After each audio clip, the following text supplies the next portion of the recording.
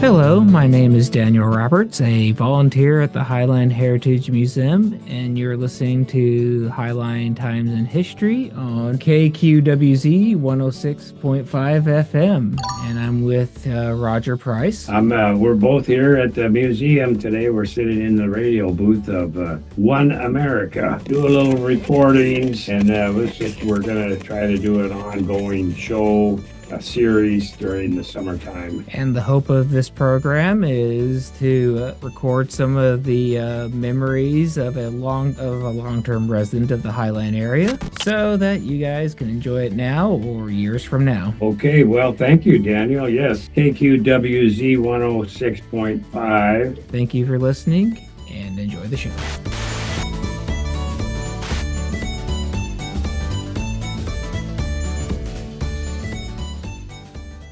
Hi, I'm Roger Price. Today I'm inside the Highline Heritage Museum here on 152nd and Ambom, and I have Daniel with me, and we're going to do a little interview here from the radio station KQWZ 106.5 FM, One America. So Daniel and I are going to talk over some different things about the area. When I was a youngster growing up in the Burien area, going to grade school, junior high, and high school here, that was a lot of fun. But one of the most fun things I look forward to every year was when we get a little snow, and we could do some sledding. And I know all of the viewers probably experienced sledding in their lifetime at one point or another. So it was a lot of fun. I know I lived up on about when I was in grade school and through high school and junior high, I lived up on 10th and 158th Street. So we had 10th was a good hill for sledding. There's a lot of kids in the neighborhood. I know the Foutses live up the street from there.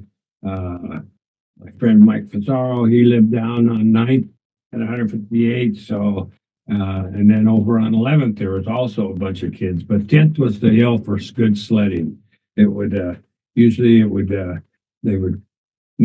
didn't close it off, but the traffic was not very bad back in the 50s and the 60s. So you could get out there you didn't have that much concern for cars back then, but we would maybe set up a few jumps along the way where you could build up the snow and you could fly down the hill.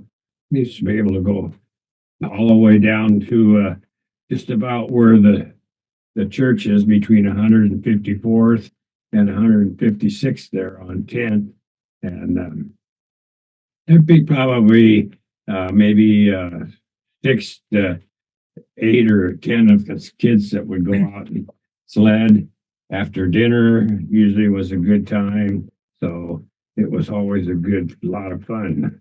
I don't know, Daniel, maybe you experienced some good sledding back in. Of course, you grew up in New Mexico, so I don't know how much sledding you actually got to do there. Yeah, so I grew up in Las Cruces, New Mexico, and you'd get snow, but it wouldn't really be good enough for sledding. If I did go up to Ruidoso or Cloudcroft, then yeah, there was plenty of good spots. That was like up in the mountains, but basically on the day to day, I couldn't just walk outside my house and have a good sledding area, sadly. No, yeah, that was what was so good about being on a hill or anything. There was a lot of different options you had, whether it was starting on 10th, and then you'd go down and make the right turn there at 158th, and that block there was pretty steep right in there between 9th and 10th, so you could get a pretty good speed going down that little hill there. But yeah, I always had a lot of fun there. You could almost sled all the way over to 8th Avenue when you went that direction. So, but you had to have somebody down on 9th actually watching so that nobody was driving down the street at that time. So that was always a little more, um, uh, I guess, you had to be a little more careful there. But also 160th, which was a very good hill, but I never slid down that. It was just, it was good sledding hill, but it was a long way to walk back. So that I never did go down that one. I think you could start at the top of 160th there by about 10th and go all the way to Five Corners, but that's quite a walk to get back there. So you wouldn't get as many runs in, but you'd have one big long run. That would be for sure. So I got a big kick out of that. Usually when we had enough snow, maybe well, I don't know if they called school off or anything. I don't think they did it quite as often back then because there wasn't the amount of school buses that picked kids up back in those days either. So uh, we all somehow had to make it to school, whether it was an hour or 2 hours late sometimes also. But yeah, it was. And then once you got to school, then you usually were pretty.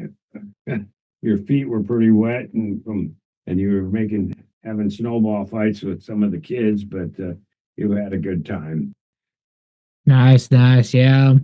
We like school had snow days at over in New Mexico, but usually you never had to actually use them because it never actually snowed that bad. So it was, I believe, a day in spring that they just kind of gave you an extra day off to make up for the fact that you didn't get your snow day. Oh, sure, yeah. Yeah, that was always the downside because you like to have the day off for playing the goof around in the snow, but you didn't want to go any further into June than you really had to because you wanted to get started on your summer vacation also. So it was kind of a trade-off, but so yeah. But I don't know if we get like I don't remember last winter if we had much snow at all here, but it kind of there is not ever even back in the 50s and 60s and 70s we didn't have snow every winter, but some winters were a little worse than others.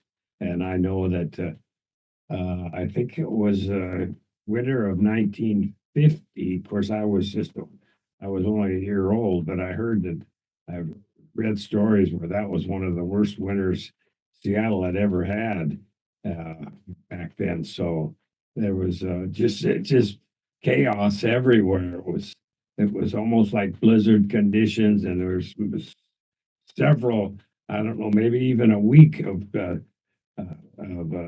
minus temperatures here in the area. So that had to be kind of, and we didn't have the snow removal equipment back then either. Of course, they didn't spread the salt, I don't think either. So that was probably a good thing. Wow. But yeah, that was a lot of fun, Daniel. Yeah, I think the worst day ever since moving up here, like snow or ice wise, was a couple years ago when like we had ice all over the roads and I wasn't even able to leave my apartment. Yeah, yeah, that's right. I mean, that's a lot of times that's the worst part of the whole thing is just getting out of your driveway. And then once you get to the main roads, it's actually not so bad. But yeah, it's always a little tricky getting back to the main street. Yeah, any other days that were especially that come to mind, like of a lot of snow or even just other weather, like crazy amounts of rain or something that Oh, well, I know we had rainy days, but yeah, I don't recall those. It seems like the snow days are always the ones that kind of stick out in your memory. But I remember when I was working out I worked at a food giant out at Wallingford for many years and several of the food giants. But this was about, I think, in '96, I believe. It was right around the holidays and it was a Saturday night. We had a good snowfall that night, and I had to go be to work Sunday morning. Supposed to be there at 6 o'clock, and I got up and looked out the window, and we must have gotten 8 or 9 inches of snow that night. So I kind of put my clothes on and got ready to go to work and called two of the other guys that were in the produce department with me. Uh, and that was they were great guys, but and they actually lived closer to the Wallingford than I did, but they couldn't get a cab, they couldn't get out of their driveway, and so I got in my Blazer and I got out there and there wasn't many cars on the road. I tell you, this was about 7:30 in the morning, and I went all the way out down 99 and then out Aurora and turned off there just before the Woodland Park Zoo by on 45th and Yeepers. It was just it had gotten snow. Every part of town got it that day, that night, I should say. But yeah, I finally got into Wallingford's, uh, and it was just about the time we were transitioning from Food Giant to QFC. So it was a lot of the most of the traffic in the store customers was all foot traffic that first few hours because it was hard to get around. But yeah, our produce section was pretty well wiped out after that because everybody was doing a little panic buying and wanted to get some uh, fresh vegetables and fruit. So it was a really busy time, and that's a pretty busy store anyway. But the odd thing is that by 6 o'clock that evening, when I was getting ready to head on home, the temperature had warmed up about 10 degrees, and the water was just running down the road. So it was just really quite a transition. And I didn't have any issues at all going back home. And I got back out going up 509, and that was clear. I got out to about 128, and you could just see the water streaming down the road.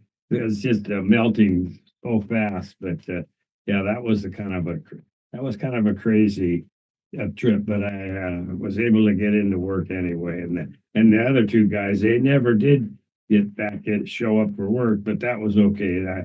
I didn't have that much. I ran out of product to put out for one thing, so that wasn't any problem that they couldn't get in. So that was, but I always held that against them though over the years. I thought, oh boy, you guys lived closer than me, but you couldn't even get into Wallingford. But that was just kind of a funny joke we had.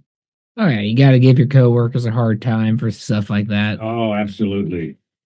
No, but I for sure remember some of those like kind of panic buying ones. Like, they'll tell you like the next day there's going to be heavy snow. Go over to Fred Meyer or whatever, and it is flooded with people. And so you just kind of grab what you can get. But Yeah, that's for sure. You just take whatever's on the shelf. but But they'll get through it. And after another day or two, everything is kind of back to normal. But that was one of the fun experiences of back when I was working now, retired for a number of years. I don't have to worry about that. So yeah, no, thankfully, the roads are pretty clear now.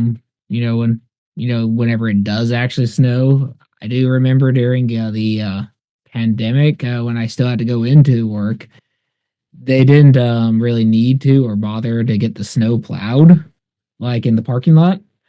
And I had my old car, which was like a sedan, and it got stuck in the middle of the parking lot. And so I ended up having to dig my entire like a pathway out for my car for the 8 hours I was there. It took me about 6 hours to dig myself out.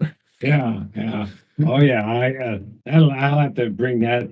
I'll give another story another time about the time I got it snowed while I was at work back in this happened back in the 70s. So, but I'll save that story for another time.